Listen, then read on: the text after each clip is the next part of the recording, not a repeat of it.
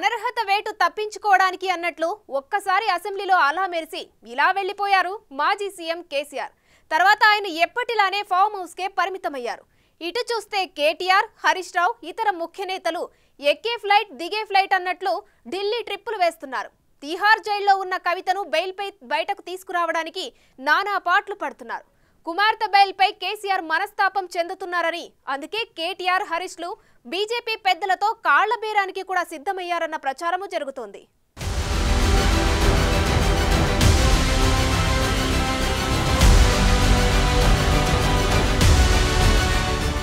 Delhi liquor కుంభకోణం కేసులో మార్చి 15న arrest అయిన ఎమ్మెల్సీ కల్వకుంట్ల కవితను తిహార్ జైలు నుంచి బయటకు తెచ్చేందుకు మాజీ మంత్రులు కేటీఆర్, హరీష్ రావు నానా తంటాలు పడుతున్నారు. గడిచిన 2 నెలల్లోనే 4 సార్లు ఢిల్లీ వెళ్లారు.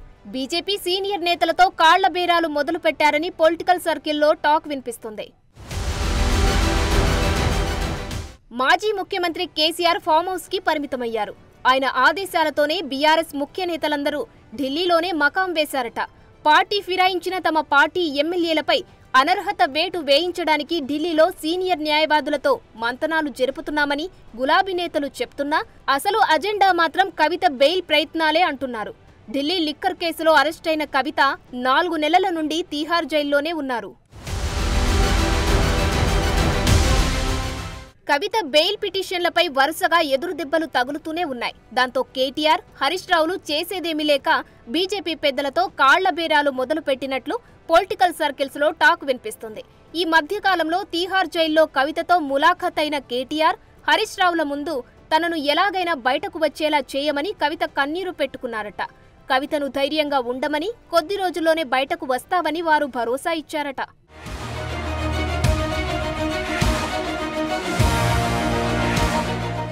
శనివారం సాయంత్రం ఢిల్లీ వెళ్లిన కేటీఆర్ ఆధ్వర్యంలోని బీఆర్ఎస్ బృందం కవితను బయటకు తీసుకొచ్చేందుకు అక్కడి సీనియర్ న్యాయవాదులతో పాటుగా బీజేపీ పెద్దలతో మంతనాలు జరుపుతున్నారట. రాజ్యసభలో బీఆర్ఎస్ ను బీజేపీలో విలీనం చేయడానికి సిద్ధమని, కవితకు బెయిల్ దక్కేలా చూడాలని ప్రతిపాదన పెట్టారట. ఆ డీల్ ఓకే అయితే రానున్న రోజుల్లో రాష్ట్రంలో ఆ 2 పార్టీలు కలిసి పనిచేసే అవకాశముందన్న అభిప్రాయం వ్యక్తమవుతుంది.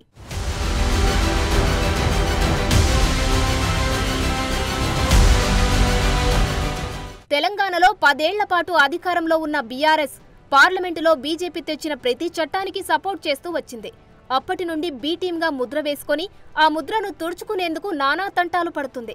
అయితే ఇప్పుడు కవిత అరెస్టుతో అసలుకే మోసం వస్తుండడంతో ఏకంగా విలీనం ఎపిసోడ్కి కూడా రెడీ అయిందన్న టాక్ వినిపిస్తోంది. ఆ క్రమంలో కవిత ఈ కేసులో ఢిల్లీ సీఎం కేజ్రీవాల్ కు వ్యతిరేకంగా అప్రూవర్గా మారితే అటు బెయిల్, ఇటు రాజ్యసభలో బీఆర్ఎస్ విలీనం ఒకేసారి జరుగుతాయంటున్నారు.